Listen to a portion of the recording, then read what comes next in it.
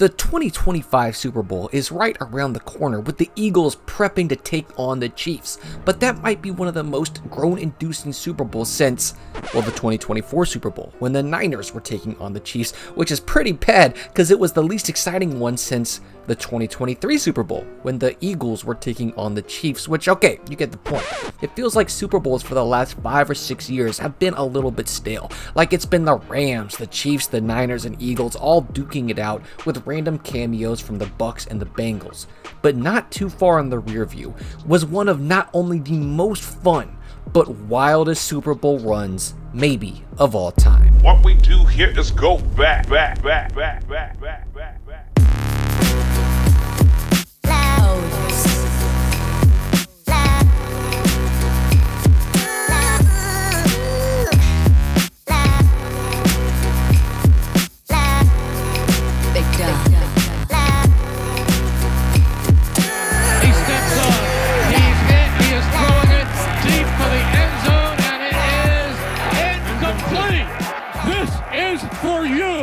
Let the celebration begin!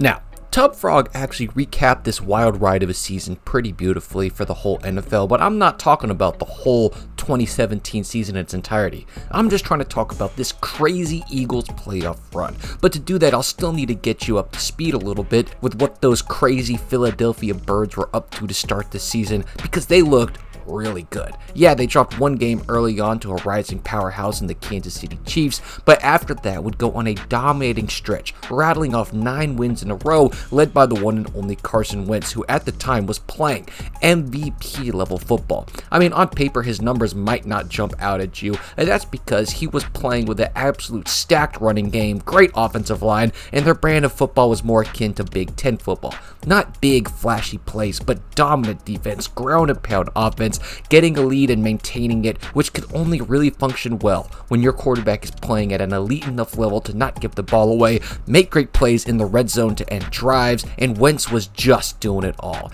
And this was backed up by one of the strongest defenses that year. Heck, they were so good that when resting their starters in the final week of the season, after already securing the number 1 seed, they still had a shot at beating the Cowboys, who rested nobody but only scored 6 points.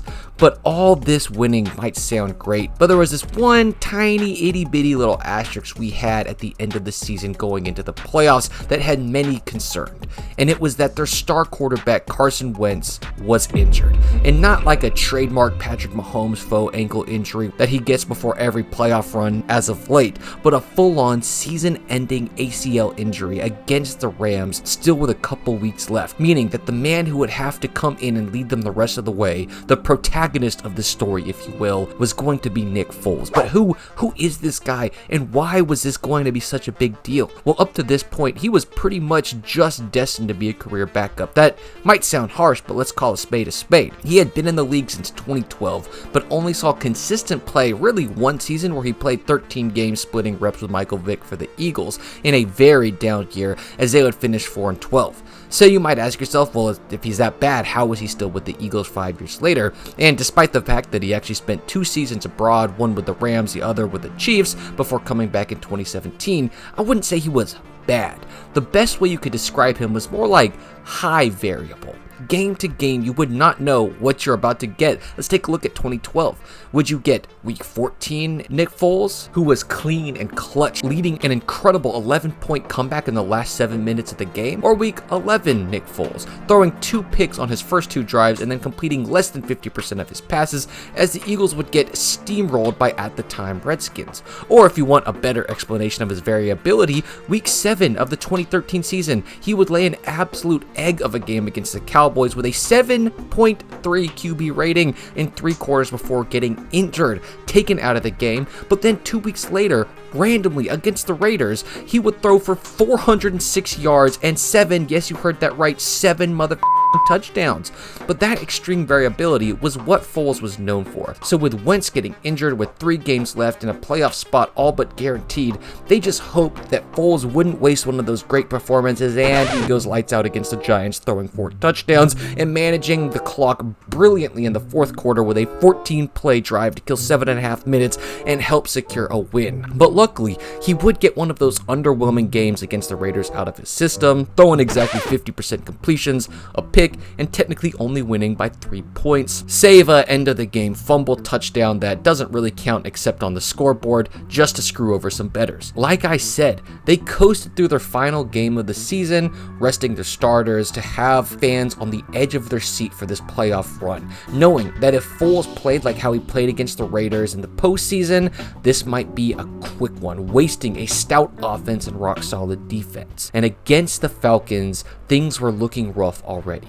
This team was stacked head to toe. Top 10 offense and defense, Matt Ryan still playing great football and coming off of a domination of the Rams, as well as a humongous Super Bowl win over the Patriots the year before. Or at least that's how I think it went. I don't know. I turned it off in the fourth quarter when they had a huge lead. But now, they would have to take on this team, and it was going to be an absolute grind. A game where every inch mattered, and Foles never blinked once. This was just another game he would play to damn perfection as he would need to. Without throwing a single touchdown, he continuously just drove long lengths of the field, with 3 out of 4 of their scoring drives requiring 12 or more plays, as he sliced and diced this Falcons team until they had the ball, 4th and 2 at the 2-yard line in the final minutes of the game, and for the first time in what must have been decades for the Falcons, would choke away a win in the postseason, as Julio Jones just could not come down with the ball before an encroachment penalty and a 5-yard rush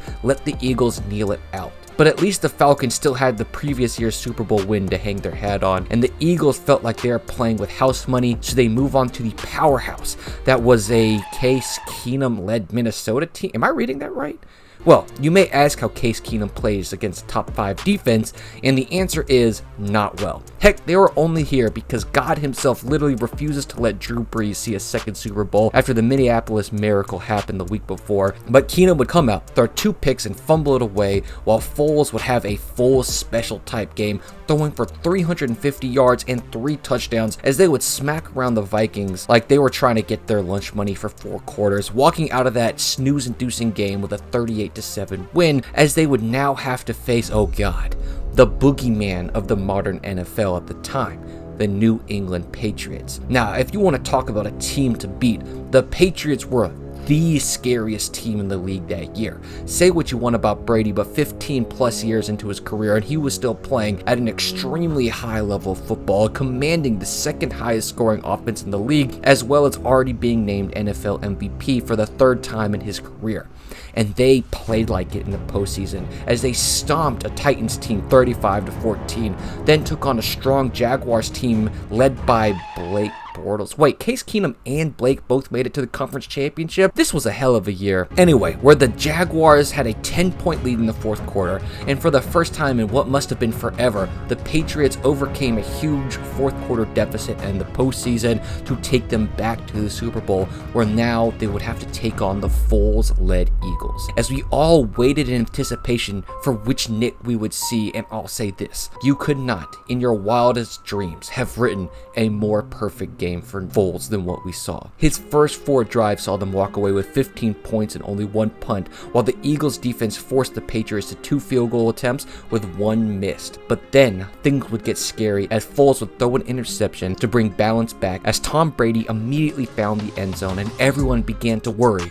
Was Nick about to go on a spiral? But the only thing that would spiral was that ball out of his hands, as he'd immediately respond with a perfect 7-play, 90-second, 2-minute drill drive to go ahead 2 scores before the half. That was capped off by one of the best play calls we had seen in a long time, where on 4th and goal, they run a play that will forever be known as the Philly Special, with a halfback pass to Nick Foles to get them a touchdown. Until the start of the second quarter, we would see the football version of Rocky versus Creed.